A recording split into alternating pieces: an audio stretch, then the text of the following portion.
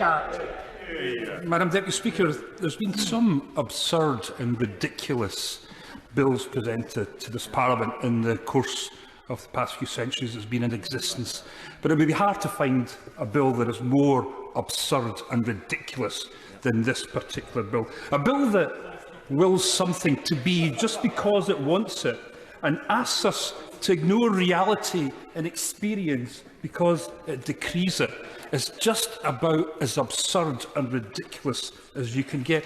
And it takes some imagination to concoct something as comedically callous as this. And it would take a particularly warped mind to actually think that this type of rendition is a solution to anything far less a sensitive and complex immigration problem. And I have to say, Madam Deputy Speaker, it's been totally dispiriting listening to some of the contributions for honourable gentlemen and ladies from across the bench. The dehumanising language, the talk of invasions and cultural wars, treating people as commodities to be dealt with, as scourges to be legaled away. It has been absolutely appalling. And I'll single out two speeches which I think are absolutely and utterly appalling. And that was a disgraceful speech from the honourable member from Don Valley, followed in quick succession by the former Home Secretary, the member for Newark. And all I'll say, Madam Deputy Speaker, is hasn't Rwanda played an absolute blinder? They must have seen them coming from thousands of miles away, soliciting hundreds of millions of pounds from this government, and apparently they're going to get another £100 million more. But they've done all this without taking one single deportee. Go Rwanda, you have made utter mugs of this chaotic government across the road.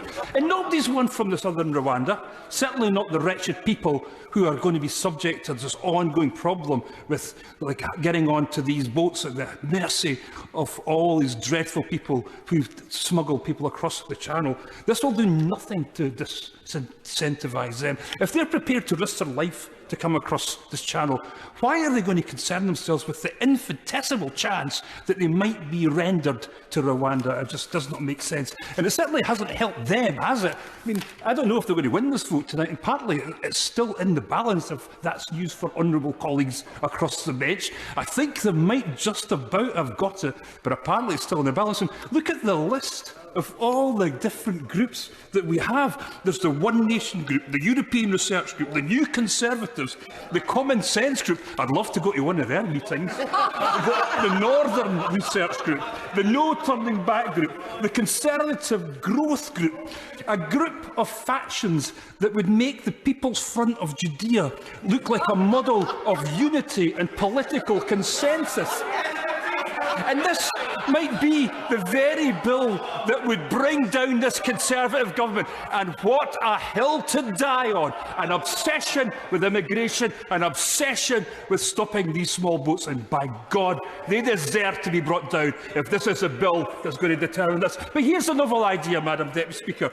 Why don't we start to consider immigration as some sort of opportunity and potential boost to our society and community? Why don't we design safe and secure means to harness international talent? It seeks to flee conflict and carnage in their own country.